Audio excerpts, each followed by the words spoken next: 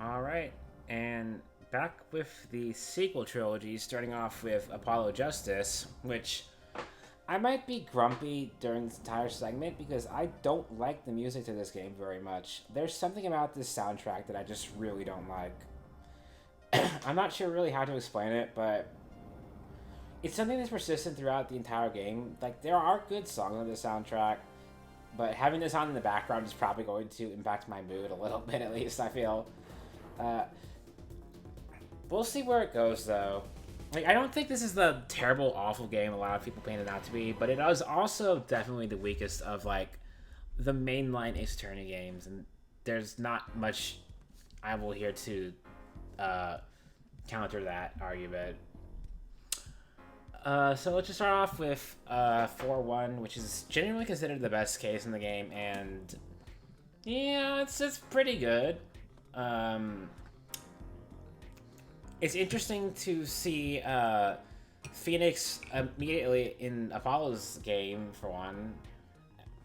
Have the setup is really interesting. It plays into, well, it's kind of hard to see the full context of 4-1 during 4-1 because all you know is that some guy has died while he was playing a card game against Phoenix. And Phoenix is basically all you know about Phoenix at this point is that he was disbarred 7 years ago and that he's been working at this shady poker bar ever since. Well, not ever since, but at least in recent years. And as the case goes on, you find out that he's cheating to win, which is lovely, and that he presents forged evidence for you to use to win the trial, which I feel doesn't align with his character even in the rest of the game to actually use forged evidence. Considering what comes up later in the game, I feel that's a sticking point for me with this case. I do find the way the case unravels to be pretty dramatically interesting.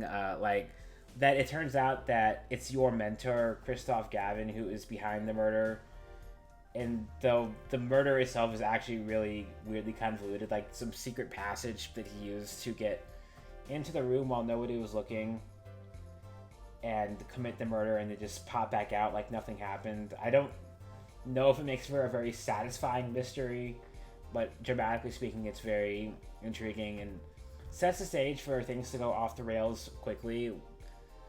Since the moment you indict him and eventually find him guilty, you're now out of a job for the rest of the game. You're basically just working freelance at Wright's Anything agency instead of working at Gavin Law offices. So it throws things off in the same way that Case 2 of the first game throws things off, but with, like, a bit more dramatic flair. I will say that the fact that it's so short and the fact that its implications and character writing feels a little off, as well as this is also a nitpick I have with Apollo Justice that's probably really stupid, but I hate how the courtroom looks in this game. Everything's got like these really dark and dingy colors, and it just changes the atmosphere for the worse, in my opinion. Like, I don't know why the courtroom looks so dark in this game when it doesn't in any other game of the series. Yeah, this also does introduce us to the perceive mechanic, which is kind of lame. I feel like I've never been wild about it. It comes back in the future games, and it's fine there too. Yeah, I don't know. I feel like this case gets a really good rap just for being the one good case in Apollo Justice that everyone seems to agree is good. And I do think it is pretty good. However, I wouldn't put it much higher than like this on the grand scheme of things. Even then, I feel like that might be overrating it a bit. Let's see. I don't know. You know what? I'm gonna throw it here for now. Just above 1-1.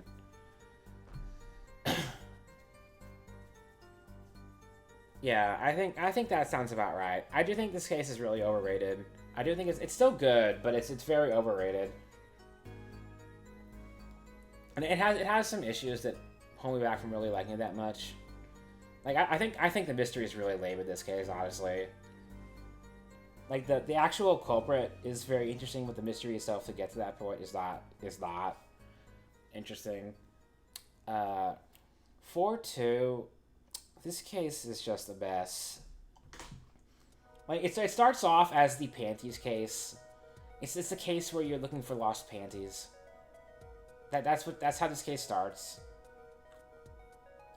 And from there, you get introduced to Apollo Justice's very colorful cast of characters. I would say the side character writing gets marginally more obnoxious in the sequel trilogy compared to the original trilogy. Like there were always characters who were just kind of there to be annoying, but I feel like the amount of them goes up a lot more in the sequel trilogy, and the defendants get a lot more unruly. Like, Waki is kind of a pain to deal with. He's not the worst defendant in the series. He's better than Next Galactica, for one. I also do like how it's interesting how the murderer is actually Waki's fiance, and she comes to the Right Anything agency looking for a lawyer because she figures that a lawyer from like a town agency could not possibly be anything good and would get Waki convicted. But also, her only motivation is money, so she's not really exactly a deeply interesting character. But she's also kind of the victim here. Like she's not sympathetic, but she's not like evil. Like the real villain is actually the Dr. Pal Maractus, who has the funniest doctor name in the franchise, don't at me.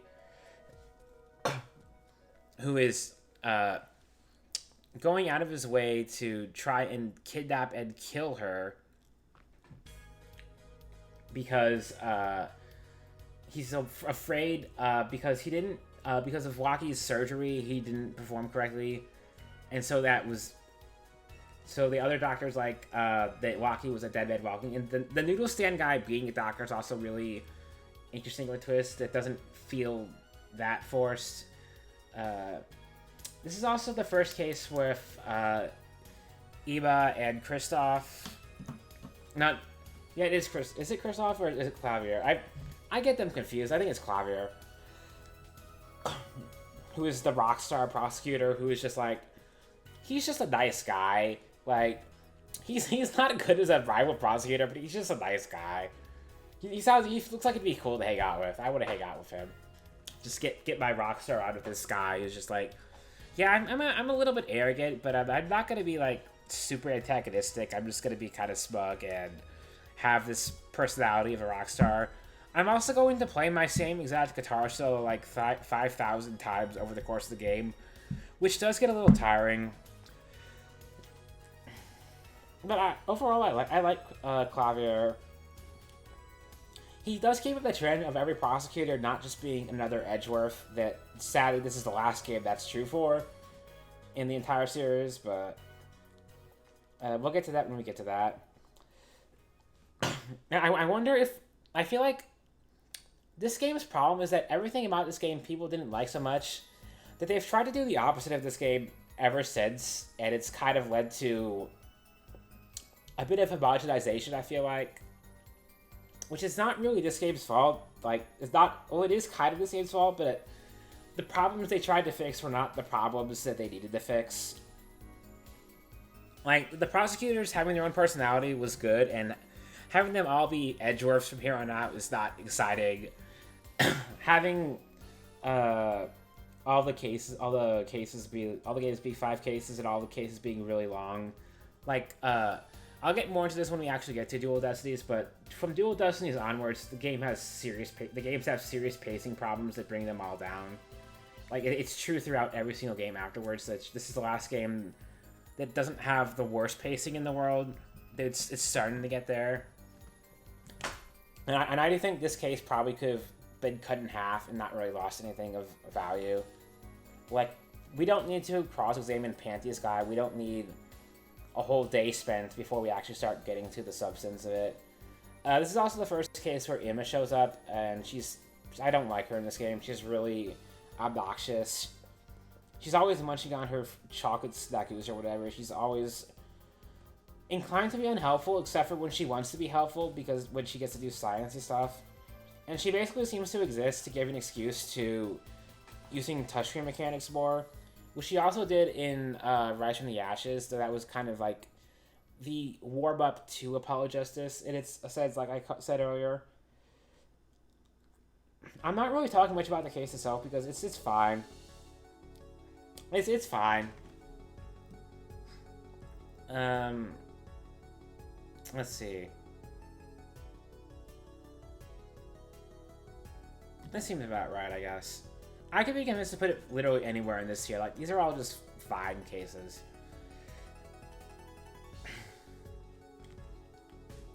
Yeah, okay. 4-3. There's a lot wrong with this case, and I don't actually care about much of it. I don't care that the defendant obviously cannot have done the murder just because he's a child and cannot have possibly fired the gun. I don't care that the murderer is so blatantly obvious he basically shoves it in your face. I do care that I have to watch this goddamn video over and over and over again, and the song itself isn't even that good, and the video itself isn't even that good, and you have to laboriously go through this thing like 5 times, like pointing out specific sound effects in the soundboard, pointing out specific things on stage. It feels really long and drawn out for no real reason, in the way that a lot of future Ace games do. The murderer isn't very satisfying. The twist of Lamarar being the actual blind one and the supposedly blind child actually being able to see is a pretty solid twist.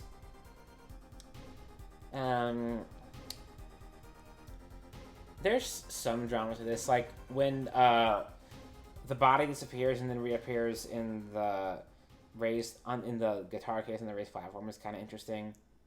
Like, I think the video itself wouldn't be a problem if you didn't go back to it so many times, or if they had literally any other video. If they could have made just one more video, I think there would have been no problem. Like, I think the soundboard actually does. You do check the soundboard for like what other song at some point, and that's kind of interesting. With like the soundboard, you check the soundboard, you find out that the one guitar player's slightly messed up one of the segments, and it leads to the realization that his shoulder is injured, which ties into the gun being fired and all that. I also think like the motivation for this is kind of lame, like the smuggled cocoons and all that, leading to the cocoons can't be smuggled because they lead to poison, which is like, okay, that's nice. I don't know, like this is genuinely agreed to be one of the worst cases in the series, and I'm not gonna contest that. I don't think it is the worst case in the series, however. I will say that much. Like, I'm gonna put it down here because there's just not much to really like about this case, I feel like. But it's not like completely unsalvageable garbage. There are moments to it that are interesting. I just think the fact that you come back to this video so goddamn much, and the video itself just not being worth coming back to that many times, brings it down a lot. Case 4. This is very contentious of a case, and I understand why. I understand why Case 4 is really contentious. I'm putting it up right here, though. Like, right about here. Looks about good. I like Case 4. It's pretty fun. Like, it does the thing where it ties together all the plot threads in the rest of the game into one cohesive story. And it lets you do some cool things. Like, it is the most experimental case in the series, probably, with what it's going for. Like, there's some things it tries to do that don't hit home. Like, the first investigation and trial day are, like, very bog standard for the most part. Like, the revelation that Drew Misham is the forger who was responsible for the evidence that got Phoenix disbarred is pretty interesting. And that uh, that the murder was actually set up 7 years ago, right after Christoph Gavin commissioned the forged evidence and then sent both Drew and Vera the poisoned items to silence them. It is a pretty solid murder mystery that comes into play like a lot later, but the actual investigation and trial, for the most part, they're fine. And then Vera passes out on the witness stand, which it's trying to recreate 3-4's impact, but because she doesn't actually die, and because it's not like the end of the trial or anything, it doesn't really hit the same. And also, I don't really care about Vera Mishim that much, I gotta be honest. Like, the characters in this game are mostly fine. I think Spark Brushel is the worst designed character in the entire series visually. Though besides that, he's fine, I guess. He's just, I don't want to look at this man. And then it gets into the weird stuff.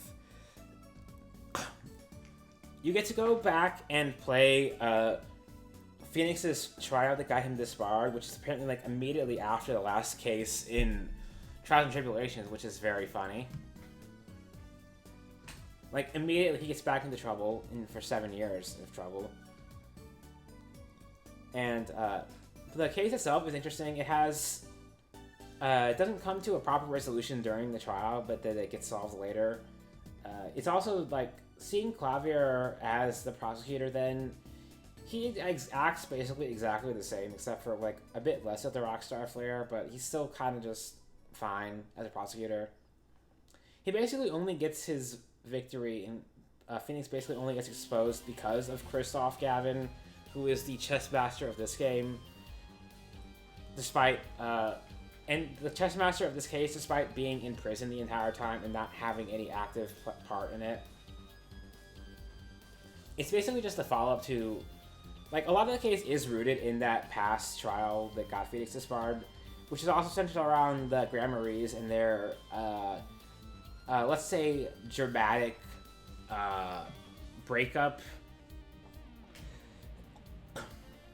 where it turns out that they both think the other person did it, but neither of them did it all along. It was Magnifi who decided to commit suicide, and then the true villain of the moment was Valant, who stole Magnifi's will, who made it obvious that he committed suicide. So thanks for that, for setting in motion all the events of 7 years, you yellow-hatted, forgettable loser.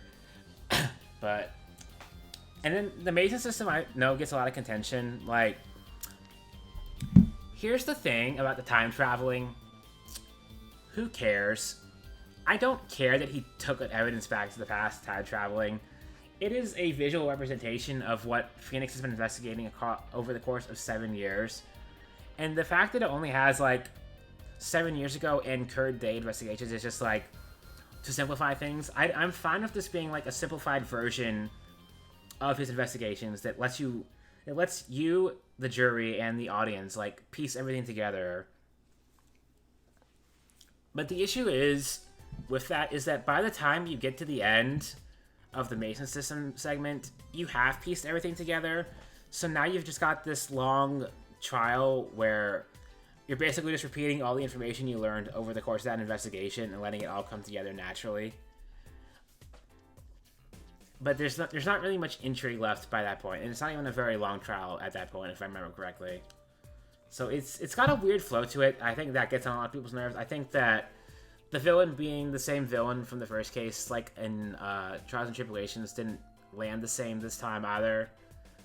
It's definitely one of the weaker finale cases, but I still think there's a lot to like about it. I think the drama is pretty good. I think the mystery's pretty solid. There is a criticism for Apollo Justice as a whole, in that this is incredibly not Apollo Justice's game. And the fact that I have, like, not mentioned him at all at any point in my entire discussion of this game probably goes to show that, like, he is so unimportant in his own game. It's baffling why they named this game after him. Like, that they weren't confident enough that Apollo could carry a game on his own, so they shoved in Phoenix, but then Phoenix takes over the entire story and is the one behind everything coming into place. Like, he's the real chess master of this game. Like, Christoph is the chess master of the villainous schemes, but basically everything in the game goes exactly the way Phoenix wants it to, and he ends the game winning by getting Kristoff convicted and getting himself undisbarred by proving that it was Kristoff all along. Which, like, you introduce this problem and then you solve it from the span of the game, and it doesn't. I don't know. This problem has nothing to do with Apollo. Like, we find out at the very end that Lemurar is Apollo's mother, but that's not really relevant to most of the game. Like, that wasn't really a mystery anyone cared about. And Apollo's backstory is delved into a lot more deeply and effectively in Spirit of Justice. Which, yeah, great. You wait 3 whole games to give this character a backstory, which is not great writing, but whatever. I'm gonna get ahead of myself. I do think this case is better than the first case, just because it's got a bit more dramatic flair to it, and it has a bit more substance. Even if it's not, like, as big of a twist. I'm thinking about it, though. I do kind of want to move it down a bit.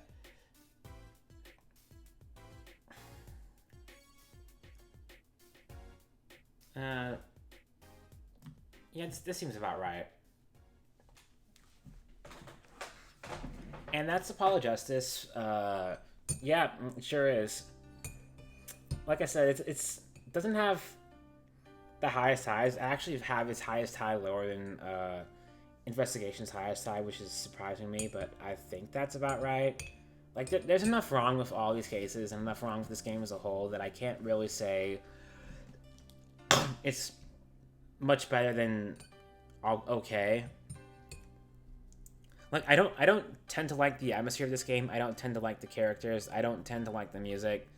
Like, the whole presentation of this game just kind of cripples it from the beginning, and it doesn't really get a chance to recover through its story writing, which is not up to par with the original trilogy either. Like, the mysteries themselves are generally pretty solid, albeit, like I said, Ace Attorney has never been a series about the mysteries themselves. It's about the drama and the emotional weight leading to the tied to the solving of the mysteries. And you don't really get a ton of that in Apollo Justice. And you don't get as much of that in Apollo Justice as you do in most of the other games either. Like, it's Phoenix's game, and it should have just been called Phoenix's game instead of trying to get you to care about Apollo. And I don't know. It's a game that's very easy to feel mixed towards, I feel. And that's where I'm gonna stop, because I don't really have much more to say about Apollo Justice. Excuse me.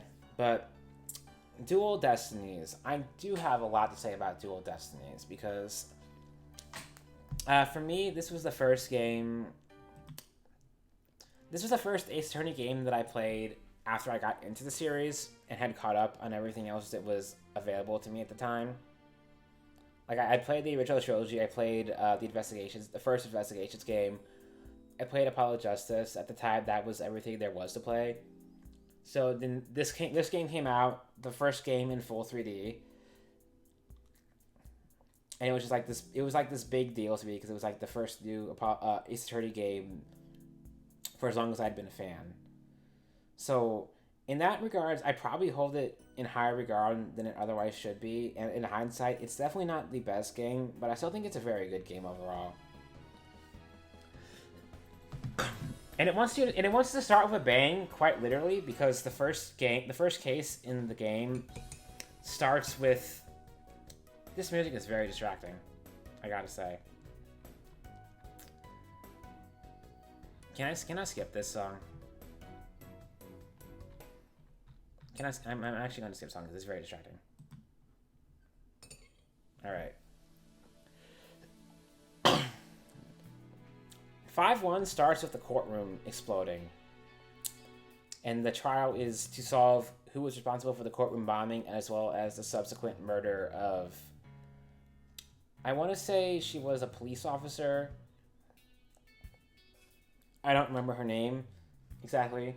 It's also the debut of Athena as a character. So it gives, again, like, every game since the second game has wisely decided that to do a tutorial properly, you need someone who actually makes sense to be a rookie and having their first time in court.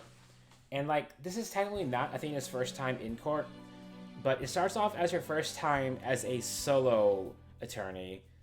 Because in 5-3, which was her first case, she had Apollo at her side to give her confidence. Which is interesting considering how non-existent Apollo is in that game. In his first game, so, but, you know. So yeah, this is her first case. This is her first solo case, and she's very nervous and unable to really do much on her own against the pain of the hour until Phoenix comes in to save the day and take over, I think. Does he take over, or does he just show up as moral support? I forget. But, yeah, so this is... It's his first case as a lawyer in release order, not his first chronologically, because this case also takes place towards the end of the story, because Dual Destinies is just like that. Don't think about it too much. It's trials and tribulations. It's just trials and tribulations. Anyways. So you got this hybrid explosion murder mystery. You've got the defendant is a personal friend of Athena that she wants to defend. You've got Phoenix back in the court for the first time. You've got the introduction of the Moon Matrix, which is this game's gimmick, and I do think it's better than the perceived gimmick, though a lot of the time it's also very straightforward and easy to use. It's not really a subtle gimmick, and it basically it seems to exist specifically so they could write the villain later in the game. And you know it only exists because they can write the villain later in the game, because it barely appears in Spirit of Justice, despite having ample opportunity to. Kind of. Not really. But anyway, I'll get more into that when I get into Spirit of Justice. Yeah, this first case, though, I think as an introduction case, it does its job well. It's maybe a bit long for an introduction case, but also the stakes are very clearly higher than they usually are, just due to the fact that you're dealing with an exploded courtroom. You're not having the trial in the courtroom. You're having it in the like courtroom next door or something. But the trial starts there and ends with the murder. And as a villain, Ted Tenate is pretty interesting. He's got a lot of personality. He's fun to go up against, but he's also very obviously evil in a way that it doesn't make the... I don't remember if he's explicitly shown or not. I think he might be. I think he is. Yeah, I think the first two murderers in this game are explicitly shown, if I remember correctly, which is a bit of a letdown. We'll get more into that when we get to 5-2, because it's more of a problem there. As an introduction case to Dual Destinies, I think this shows off the new style pretty well. It shows off the pacing issues as well, but overall, it's a solidly enjoyable case. I don't know if it's one of the best in the series. I'm inclined to put it here about... I could swap with this one, maybe. Yeah, I think I will, just because 1-1's a bit short.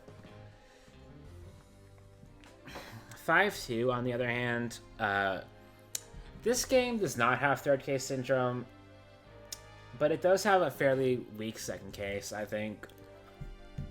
Like, let's just put this up right now. Whereabouts does this go? I want to say right here, yeah. Because this is another case that, it's a second case, but it also shows you the murder victim, and this time around, the murder culprit, rather, and this time around, you're spending, like, 6 hours trying to prove that he's the murder culprit, he's the murderer, which, especially considering he's not really a likable murderer, I feel like. He's just kind of a douchebag and really full of himself. And his gimmick gets old real quick, though having him come in on the last day with green Joker hair and a purple suit is actually kind of funny, I would say. We live in a society and all. But beyond that, the characters, both the Tenmas, Damien Tenma's a solid defendant. I think his possession stick gets a little old pretty quickly, and Jinxie slapping you on the face with like the tags is very obvious them trying to take advantage of the 3D feature that no one else ever used. I did not use the 3D feature at all in this game, I don't think, at any point. And that effect probably doesn't look very cool if you're just looking at it on a DS screen a dozen times over the course of the trial. It's also the first case that shows off just how streamlined and kind of pointless the investigations are in Dual Destinies. Like, you're not really given freedom to investigate in this game, or really any game going forward. You're just kind of going to where the plot tells you to go, investigate everything in the room, move on. Especially since there's no side clocks in this game. There was no side clocks in Apollo Justice either. Like, I do think side clocks eventually do come back in this game, but they're not used that frequently, and they're not used in this case since you're playing as Apollo. The mystery itself, again, since you know who did it from the start, the mystery is more figuring out how he did it. Like, well, how it was staged to look like, how to make it look like Damien did it, as well as just what the motive was. I think the motive's even kind of shown in the opening cutscene. So yeah, there's really just not a lot of intrigue to this case, I feel like. Like, it has its solid mysteries, it has its moments. I think the character's a little annoying. The setting's very interesting, but it also completely destroys any illusion that this is taking place in America, because there's absolutely no way... Like, if it already wasn't broken by the mystical shaman village, Kurain, what am I looking for? Spirit channeler village, Kurain. It is completely and totally busted by this ancient style Japanese city with a mystical, like, fox temple and an evil crow demon looming over it all. Like, yeah, okay, this is definitely not taking place in America, and you cannot convince me that it's taking place in America. Which is, I think it's really funny, honestly, that they just up and did that. But like, there's stuff to like about this case, but I don't think it's one of the more interesting cases in the game. It's definitely the least interesting in the game for me. One of the less interesting cases in the series, but it's not really like fundamentally terrible. I don't know, I'm talking about it, I'm kind of convincing myself there's less and less to like about it, but I also don't really see it worse in any of these cases either, so everything here is just kind of like this wash of gray to me. Like, these are all cases that happen, alright? We're covering this one now because it's important to cover it now and not at the end. The DLC case for Dual Destinies, the whale case. So, here's the thing about this case. This case is completely and utterly absurd. It is complete nonsense. It is the most over-the-top, bonkers case in the entire game. You're defending a whale. The murder isn't a murder at all. It's just an accident. Every single witness is just this complete cartoonish, over-the-top characteristic of a person. Caricature of a person. There's a rapping pirate and a singing pirate, and it's just... Everything about this case is way too much in just all the best ways. I love it. Like, the mystery is not great. The drama isn't great. There's not even really much emotional drama to this case overall, because you're defending a whale. I'm sorry, but I'm not emotionally attached to a whale. But at the same time, you get the backstories for the people who work at the aquarium or whatever it is. I can't remember if it's like a water park or an aquarium. I think it's an aquarium. The backstories for the people who work at the aquarium. The backstory of, like, the trainer who got killed by the other whale because of a mishap during a show. And that mishap, like, I think happened, like, live during a show that everyone saw, which is also terrifying to think about. That has actually happened in real life. That there was two whales and one of them had to be put down for that, but the whale that did it was not the whale that's still alive. And that the attempted murder of that whale by Marlon Rhymes, the rapper guy, was completely botched on his end too. Like nothing goes to plan for anyone here. It's all kind of just like a cavalcade of misdemeanors and tragedies, and no actual murder. But there's a lot to the mystery that I think is pretty interesting. If it's not the best in the series, if it's not the best story, it's not the best mystery, it's not the best drama, but it's just a really fun case. It actually works really well, I think, as a denouement to like the really intense finale of Duel of Destinies. But it also works as like a mid case in the middle of the game leading up to that moment too. Like it's a goofy side case that you had to pay extra for, but it was worth it in the end, I feel like, and I had a lot of fun with it. So honestly, I think I'm gonna put it actually a lot higher than I thought I was gonna put it. Actually, yeah, I'm gonna put it here. I think that's right, honestly. I think this case is really fun. It's not the best at anything it tries to do. It's not like, but everything it does really well, and it takes the Ace Attorney formula of being really wacky and really serious at the same time, and just goes full ham with that and has a good time with it. I respect that. 5-3. Okay, 5-3. Let's get it out of the way first. Robin is a problem. Like this is a problem with a lot of Japanese VNs where they cannot write like trans characters well. They cannot write anything relating to gender well. Like Robin, I'm not even sure how to refer to them gender wise, because I'm not sure if it's going for trans mask who decided they weren't trans mask or not. Like, are they untransitioning? Are they just playing into stereotypes because Japanese writers don't understand how transgender works? It's a whole rigmarole they should not attempt, and they should not attempt. I say that now. They got this right in a future game. You wouldn't expect it to, but they did in a way that I think actually works out well within the scope of the plot. So seeing them get it so wrong in this case really irks me. And you also have to have a really, really high tolerance for high school drama in this case. Because a lot of this case is high school drama. There's a whole love triangle thing going on here, which if you don't like high school drama, you're going to hate that. The fact that one of the high schoolers isn't a high schooler at all, is like a college-age student who has failed like 5 times. Also, unfortunate implications considering it's a high school and there's a love triangle in adults and 2 minors, which is and you throw into the mix also that some of the logic in this case is so absurd. Like the covered up statue being the body posed so specifically to look like Phoenix Wright, that is a stretch and a half. Even when they demonstrate it in court, I think that one is that's too much even for this series, I think.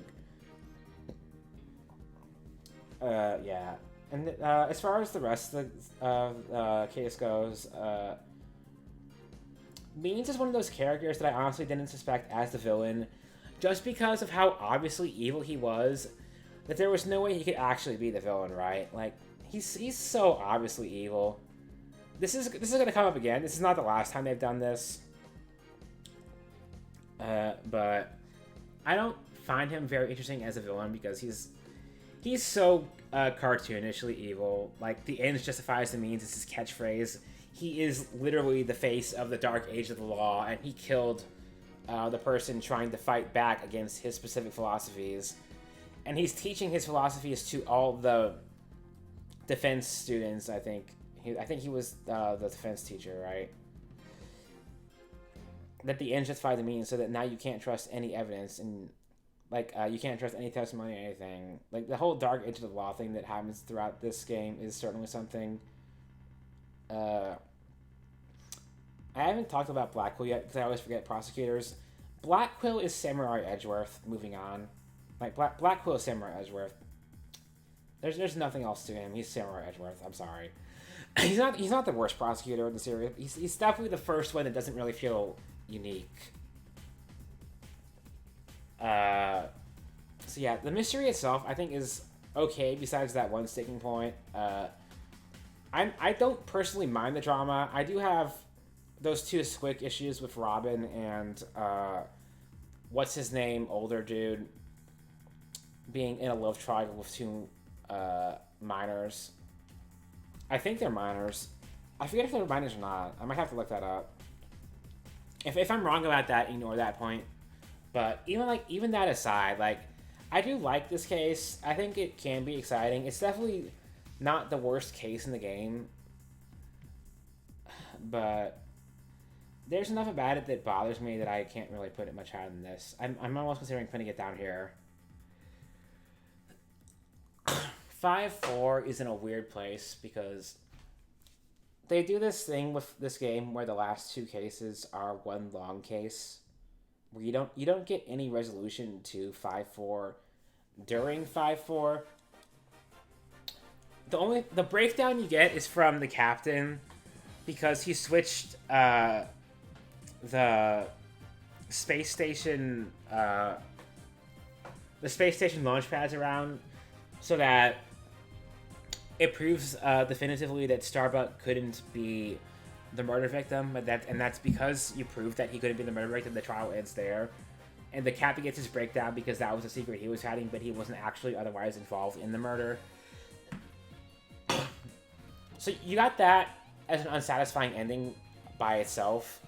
It's also got a really weird flow where you start at a trial. That trial gets interrupted by the bomb that Ted Tenate sets off, because you were going to get to presenting the evidence that would reveal his guilt in the murder he committed right before the trial started. And then you come back to this, like, 2 days later. You go back to the seed and do your one investigation and go back to the trial. It's an interesting and unique setup for the trial, I suppose, but it gives it this weird herky-jerky flow. Especially since I think Paulo's doing the defense for the first day, and then after this, he gets blown up, he gets injured, and then he becomes like this sort of, but not really, antagonist for the rest of the game, and Phoenix handles all the cases from here on out. And it also ends with the implication that Athena is the murderer, I think, which that's what 5-5 is focused around. I don't know. It's like it gives Apollo some stakes in that you learn some of his backstory for once, that he was frequented this space museum, space station, spaceport. One of those. It's one of those. He frequented this place as a kid with Clay, and they grew up and were friends. So he's got personal stakes in this case, which is why he gets so aggressive and towards Phoenix and Athena after the fact. Especially once he thinks Athena could be the one who did it. Which, that's cleared up by the end of the game. And he gets more backstory development in the next game that sort of, but not really, contradicts that, too. It's a whole mess. Apollo's character is a mess. I struggle to say this case is bad, necessarily. I think it's got more going for it than the rest of this case, the case in this game so far. But also, it doesn't really end satisfyingly, so I don't know. I kind of want to just put it here and move on. I could be convinced to put it in the good, but the fact that it doesn't end satisfyingly, and like the way that the reason the game presents itself this way in particular, it separates these two cases into two separate cases, and that's the way I want to judge them subsequently. Like, down here on the thing, there's this combined case 4 and 5, which that's cool and all, but that's not how the game presents itself. I'm not going to rate the cases that way. Like, if you tie this into case 5, it becomes one long narrative that is a lot more satisfying. And let's just put this up right now. This is a really good case. It brings everything to a conclusion. The Phantom is a really interesting final boss. The twist with Fulbright who's been there throughout the entire game and has a great dynamic with Black Quill. But it turns out that he was never Fulbright all along, and his over-exaggerated emotions were to hide the fact that he has no emotions. I think that's a really good twist, and the actually better twist in my mind is the twist with the moon rocks being the murder evidence for the killing 7 years ago that got Black Quill arrested. Because the evidence was launched into space, it couldn't be found. But now that it's come down 7 years later, retrieved 7 years later, that forces the Phantom's hand into action, and is the result, and it's what leads to 5-4 and 5-5 happening as a whole. I do think there's some issues with this case. Like, I think the kidnapping is a little contrived, especially since Trucy is the one who's kidnapped, and she's barely present throughout the rest of the game. It's also kind of a repeated plot point that 2-4 did a lot better with a lot higher stakes, and it being a robot-led uprising doesn't really make a ton of sense. Like, that Metis could take control of all of these robots. I think that's fine. Or is it Metis? What's her name? Is Metis her mom or not? I forget the character's name sometimes. Oh yeah, that reminds me. One thing I didn't comment on 5-4 is that I find Starbucks yawning or sighing really annoying. That also grates on me a lot. Whatever. He's not really in much of 5-5 either, which is great. This also has a really good set piece of taking the exploded courtroom from 5-1's trial and using that as the final battleground. It also brings back Edgeworth again, which is not really as... I mean, I guess in this game it's kind of interesting because it's the first time he's appeared in a mainline game in like a decade. Like, he's had his investigations games, but he was completely absent from the story in Apollo Justice. And he's brought back at the 11th hour to be prosecutor for Athena in particular. And having the Phoenix and a Edgeworth dynamic back in court is also really fun. If there's a few things I have against this case, it's that the Phantom's motives, original motives at least, aren't very strong. Like, he's just a spy. That's cool. He has no real personal stake in anything other than trying to cover his own butt. Which, revealing his motive, revealing who he is like the big twist, and after that point, the game tries to keep itself interesting with the whole masks gimmick, which I do think is kind of fun, especially when he puts on the Phoenix mask, but it's clear at that point that the game's kind of run out of big, shocking reveals. Like, I think the Moonrock thing I mentioned comes into play later in this case, but later after that in this case, which is pretty fun, and the whole twist of Athena having witnessed the murder, and then because of her basic lack of understanding of human emotions at the time, she tries to use the robot's repair table to fix her mother, which leads to this game getting an M rating because of that one scene alone. Good job, guys.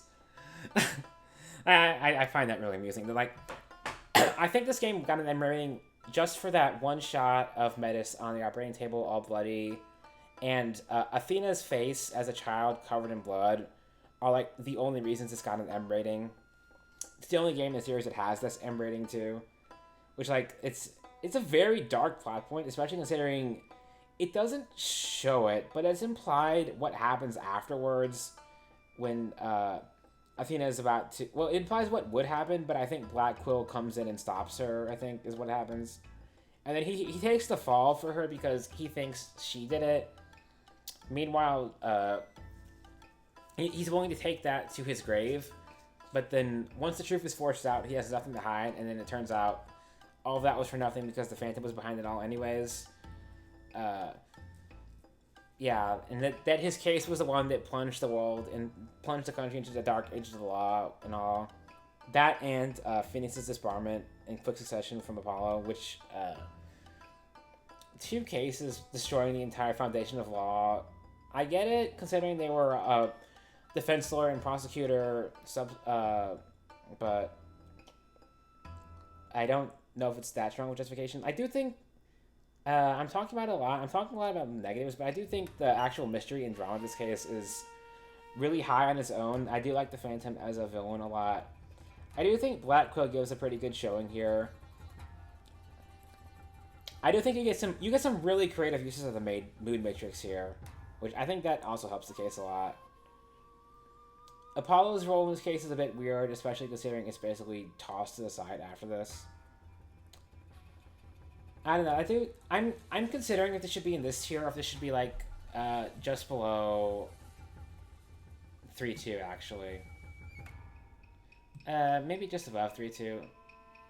Yeah, I think this is where this belongs actually. Like there's enough wrong with this case, and I do think it's the fact that it relies on a lot of what 5-4 set up to be as good as it is does hurt it a little. And I don't think the twists are as like suspenseful as like something like 2-4 or as like well integrated as something like 3-5. But it is still overall a very good case.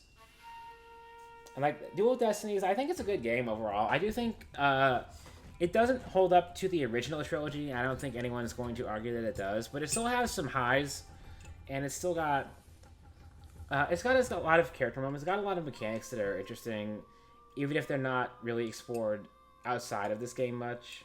The Moon Matrix especially just barely shows up after this. I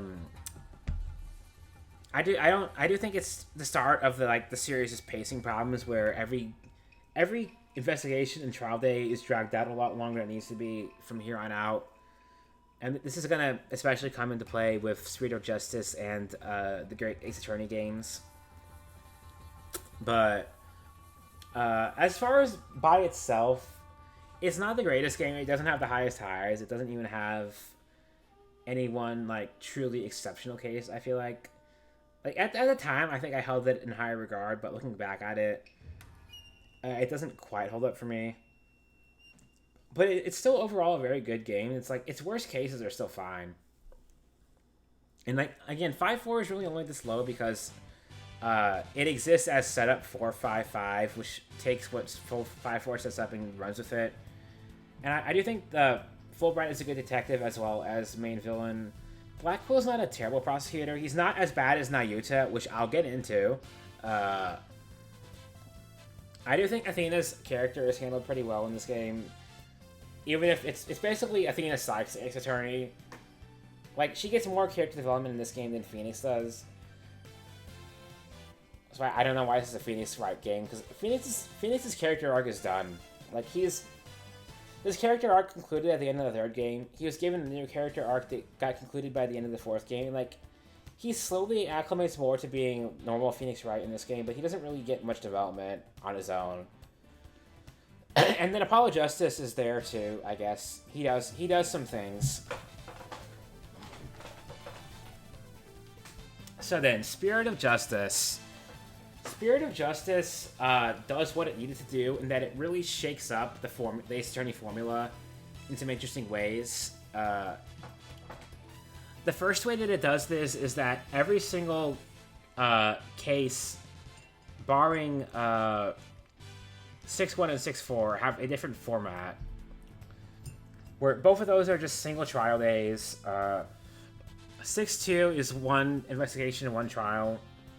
6-3 is the standard one investigation, two investigation, two trial format. And then 6-5 is two cases. 6-5 is just straight up two cases. It's even, you can see down here, they've separated into 6-5A and 6-5B. I am not going to rate it this way, even if I would give these halves vastly different ratings on their own. Because, again, this is the way the game is presented to me. This is the way I'm going to consider the cases.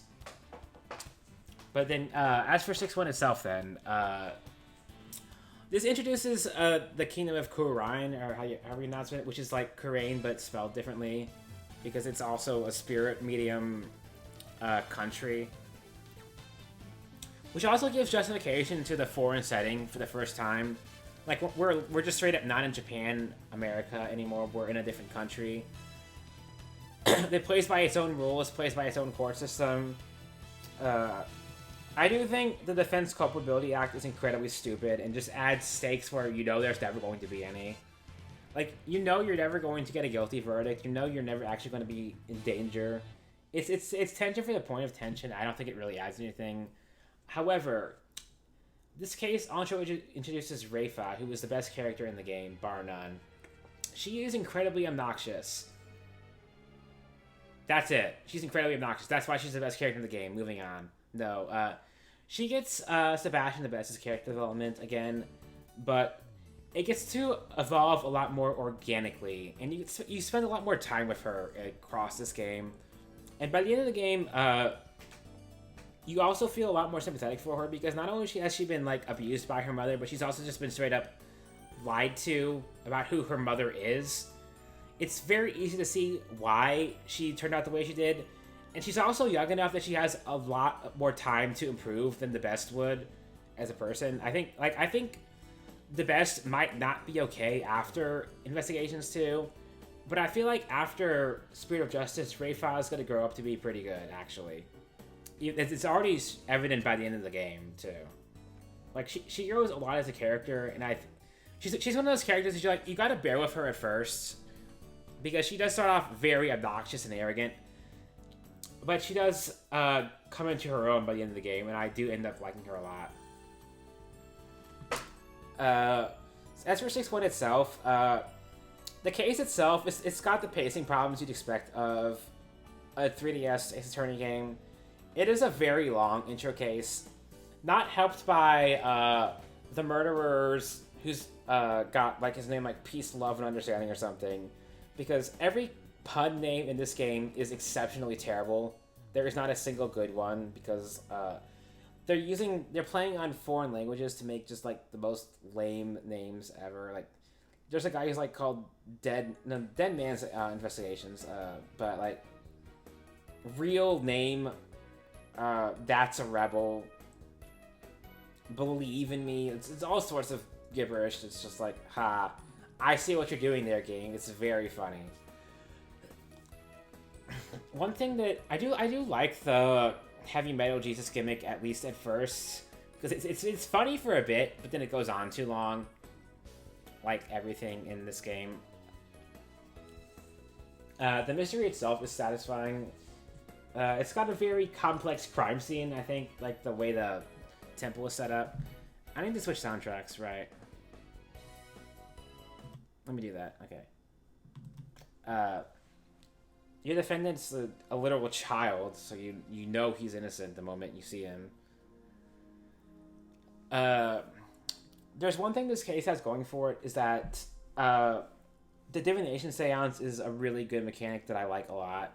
I think it's one of the better shake-up mechanics, like right behind logic chess. I think it's a lot more engaging than perceiving or the mood matrix, even if it can also be kind of weirdly difficult at times. I know, which I do think that is a mark against it.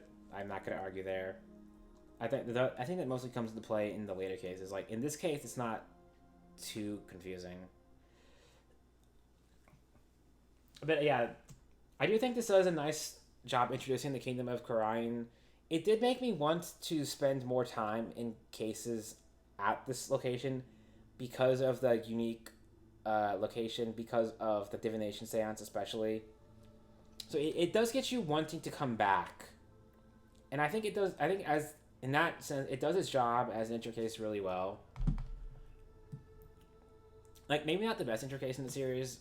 Like, I think it's hard to beat the assassination and the just stakes of Dahlia Hawthorne in 3-1, but in terms of setting the stage, I think it does a good job, even if it does go on a bit long.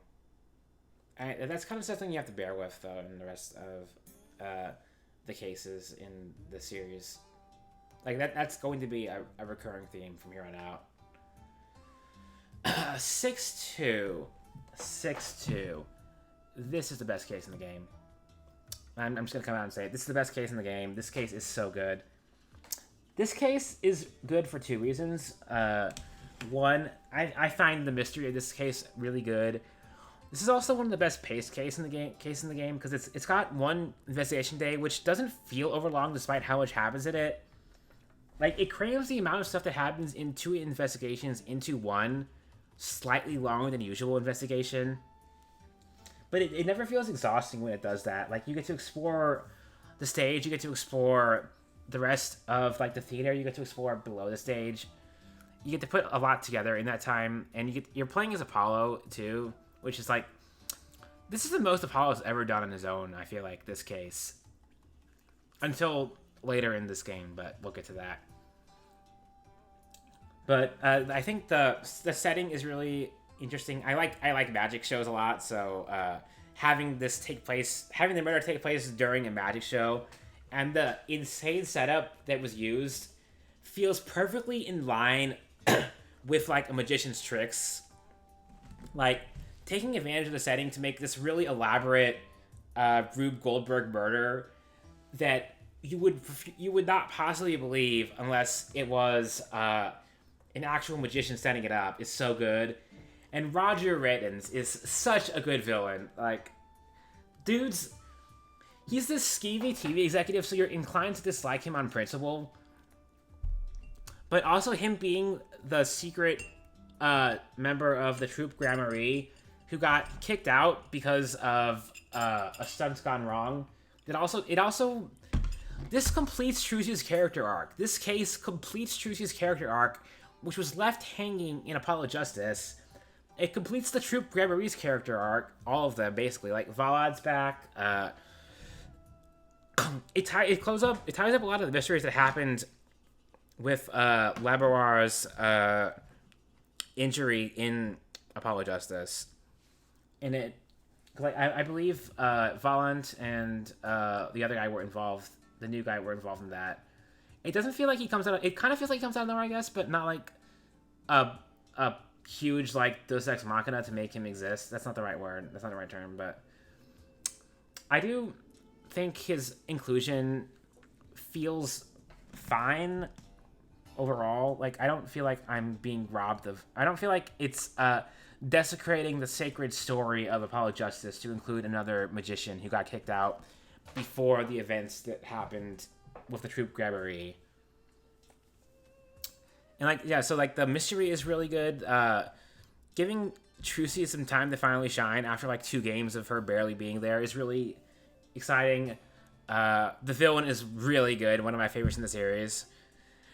Even when he completes his like transformation from TV executive to magician, like his clothes don't change that drastically and his demeanor doesn't change that drastically, but the way he acts is like just subtle enough of a shift to make it satisfying, and taking him down is really satisfying too because he's a really easy villain to hate.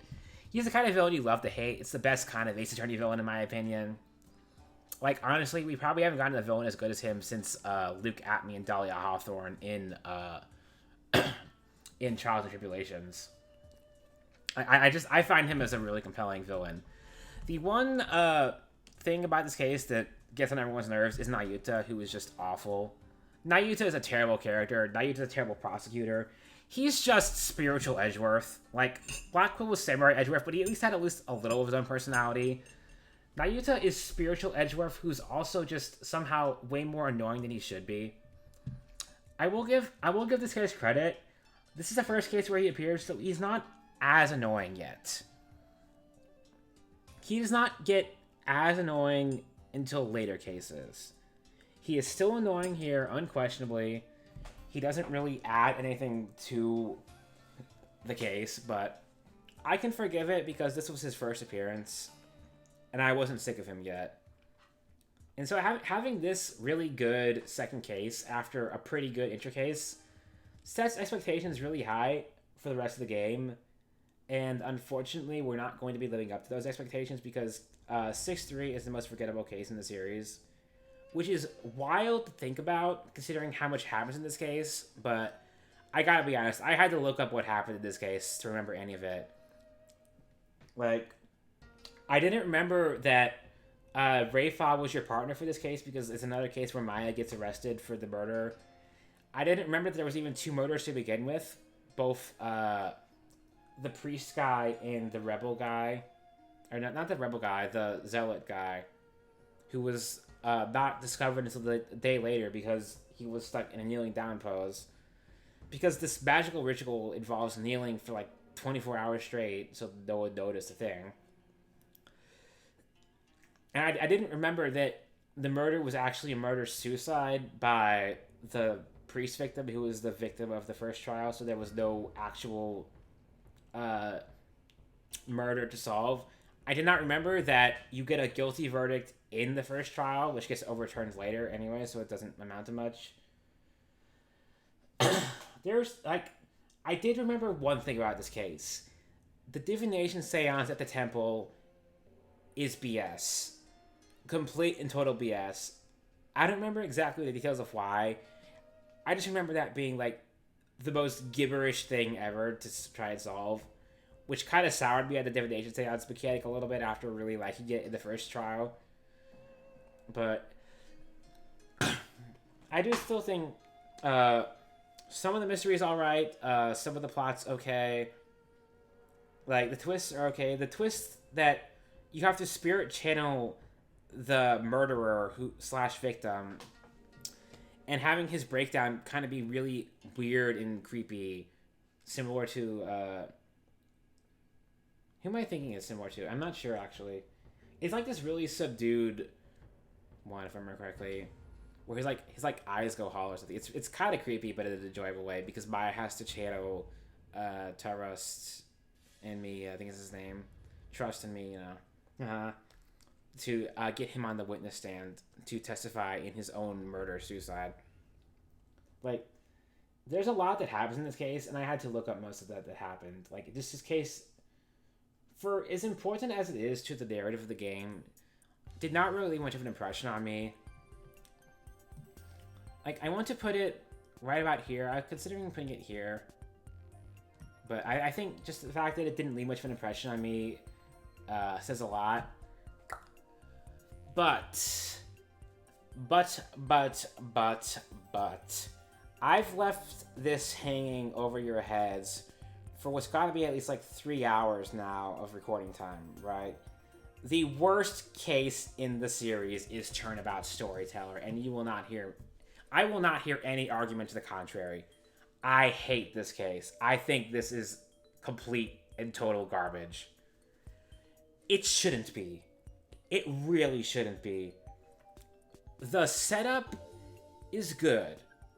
The setup of it being Rakugo Theater, I think is the name. I'm probably getting that wrong. I don't remember. I've tried to eject as much of this case out of my memory as I possibly can. The setup, in theory, should be good. It plays into a lot of Japanese cultural tropes, and I assume it's probably more interesting if you know the culture. But there's not a single good character in this case. That includes the returning characters. Athena is back, and she is as incompetent as she was in 5-1 for some reason. By the way, this case is complete filler, is why it's the worst case in the series. There is literally no narrative point to this case.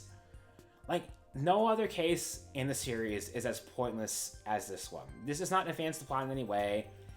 It has ramifications that impact a future case by its existence.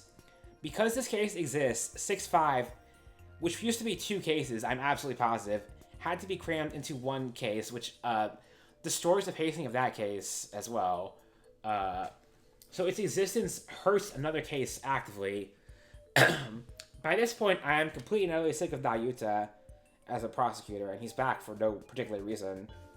Having Black Quill as your partner is kind of novel, but he doesn't have any personality here. So that's all the returning characters. The defendant is back to being incredibly obnoxious, like Apollo Justice style. He's another Waki type. He's literally a noodle guy, I think. And I find him kind of annoying. There's only like 2 witnesses in the entire trial.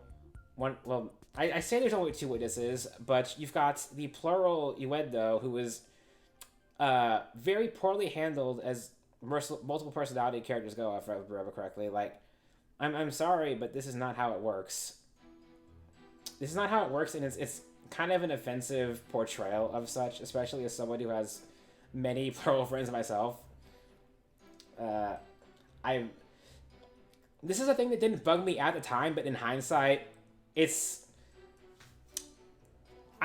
With Robin in 5-3, I see where they were trying to come from, and they just didn't understand it correctly, and that's why that character is so botched. This character doesn't even get that benefit of the doubt.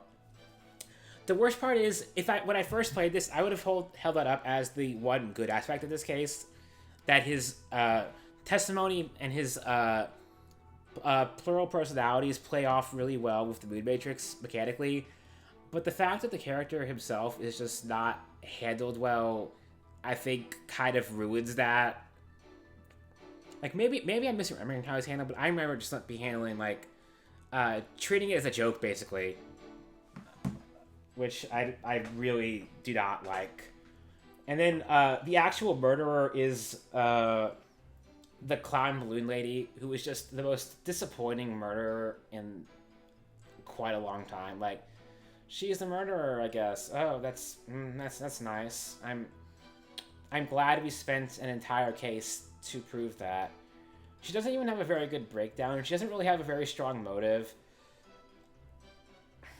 Is there anyone else in this case besides those two characters too? Like, I genuinely don't remember. Besides the victim, who plays his part, I guess.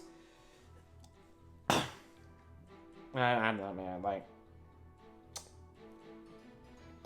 the one single redeeming aspect about this case is its setting, but you don't even get to investigate that setting, so that's kind of pointless anyways, right?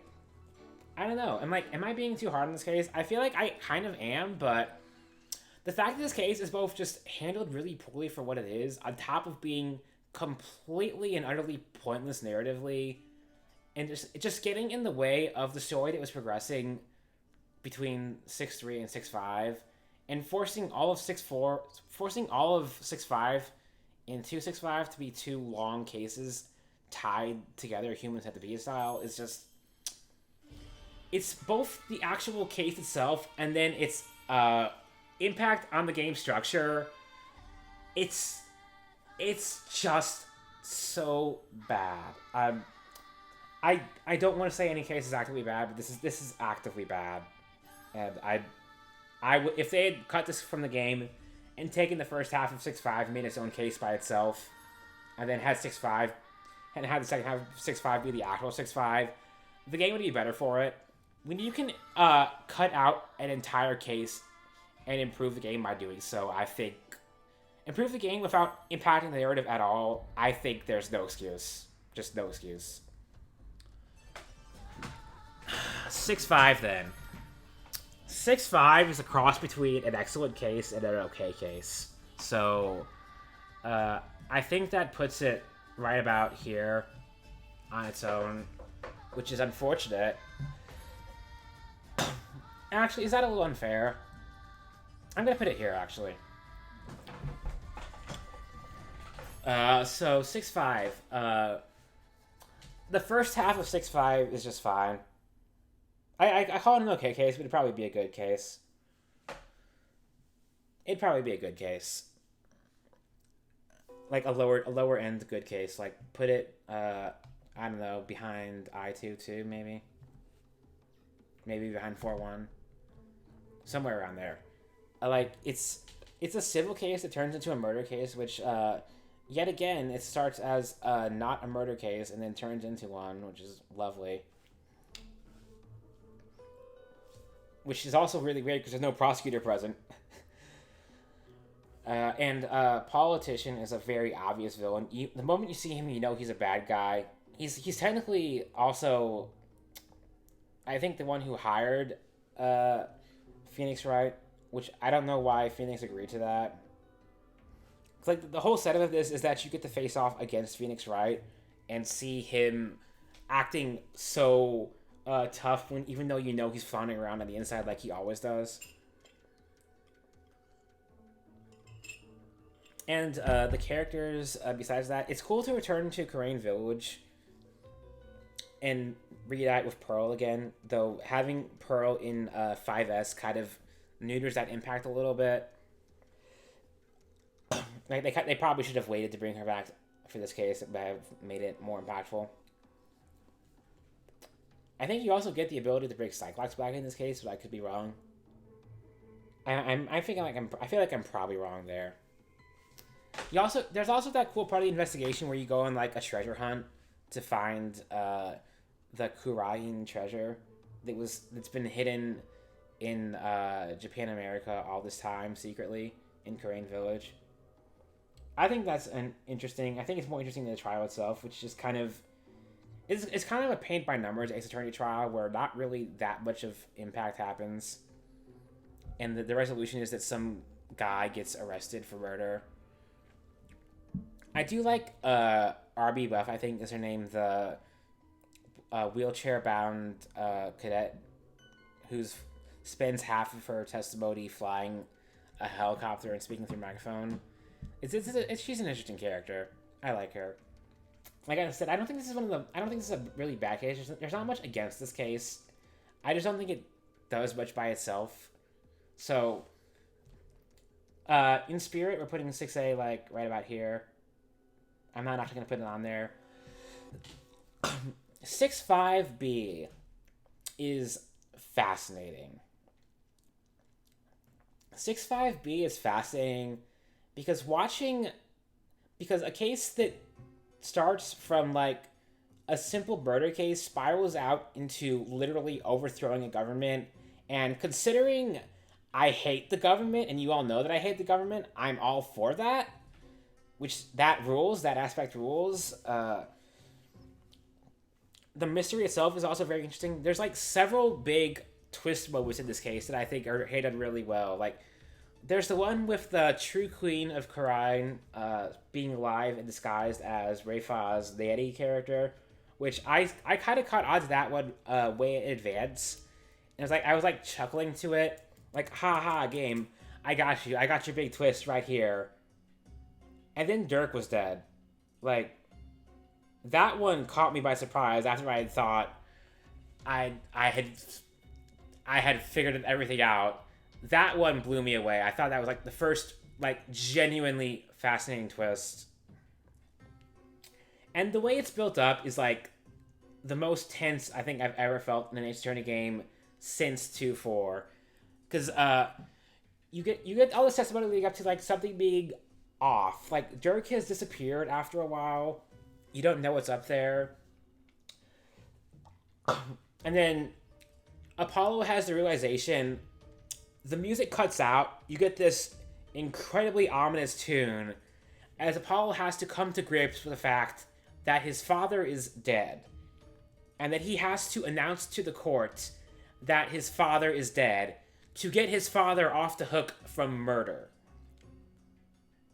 And, like, I can't imagine what's going through his head at that time. Even if the game tells me, like, that is such an emotionally intense scene that, honestly, it makes the whole case justified in its existence by itself. Just getting to that scene.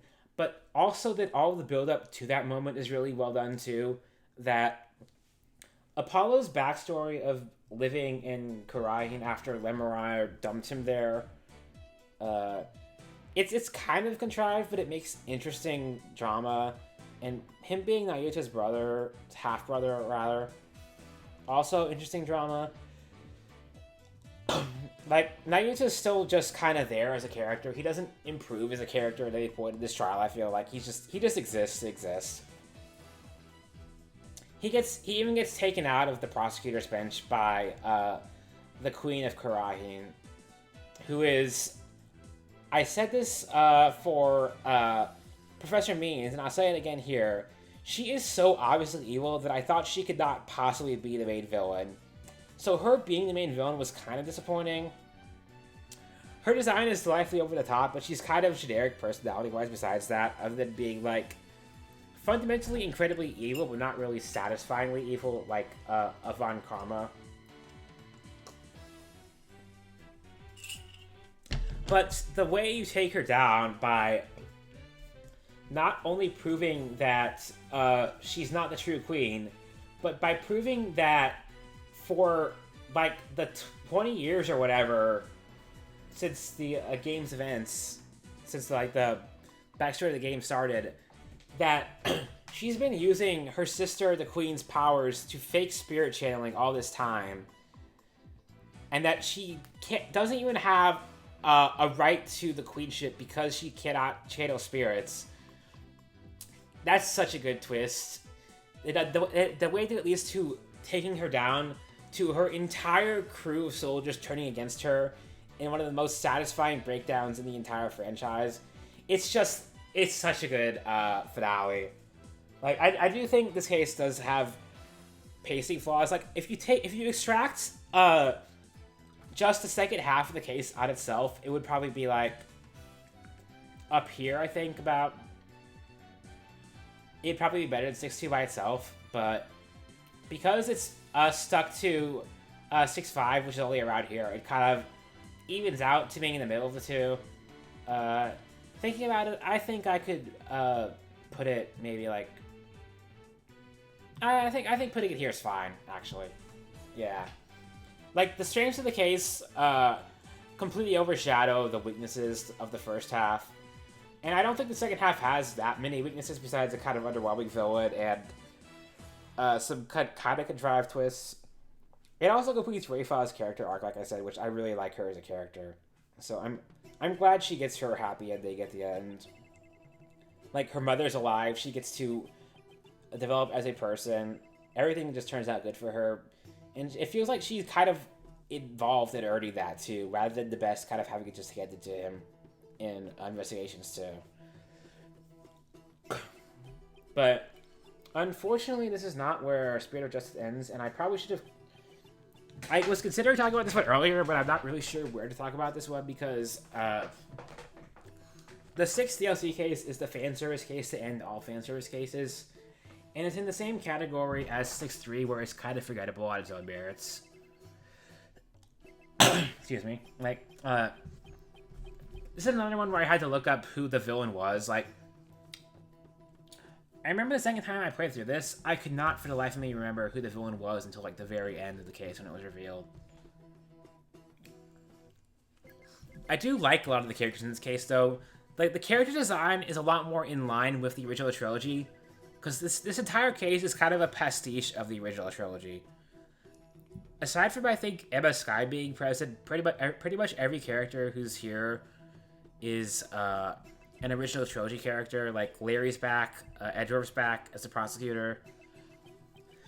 You play as Phoenix primarily. I think Apollo and Athena are there too, and Emma's there. But besides that, it's basically just the squad. I don't think Nayuta's even in this case, right?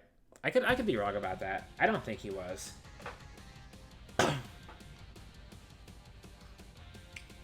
Oh god, it's playing Peace, Love, and Understanding's music now. Oh my god. Then the mystery itself, I think it's a solid mystery. It's like, I threw this brick up a while back too. And I'm catching it now where in 3-3 there's 2 crime scenes, the crime recreation. And I think tying in with a time travel plot is really interesting here. It makes it more justifies that plot device, I feel like. Like, there's nothing really wrong with this case, I feel like. Other than it being just not really that memorable and being incredibly fan-servicey in its pastiche of a Trials and Tribulations case, it's just an overall really solid case. Like, I don't think too highly of it, but I don't think lowly of it either. Right around... I want to put it right about... I'm trying to put it here. Yeah.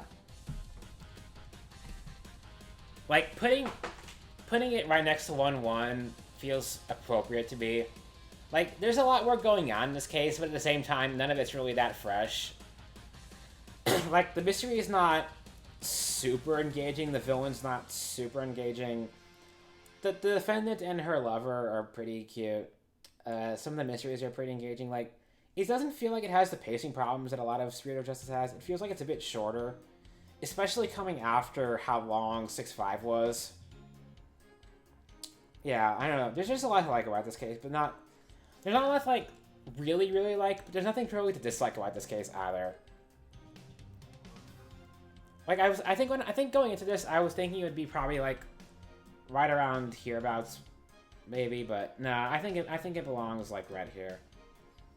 And that's where the sequel trilogy is ending. There's also like I said, there's these additional icons for the combined cases, which I'm not going to touch. But yeah, so far this is where we are up to the end of the sequel trilogy. Basically, all that's left are the latent cases and the Great Attorney cases. I was half tempted to leave Great Attorney to itself, but I think what's going to happen more likely is that I'm going to skim through the latent cases because there's not a lot to talk about there, and then spend a lot of time on the Great Attorney because these are all immediately fresh in my mind and I have thoughts. That's where I'm going to leave it for this video, though. So stay tuned next time where we hopefully wrap this up with a discussion of the game I literally just played the last 2 weeks.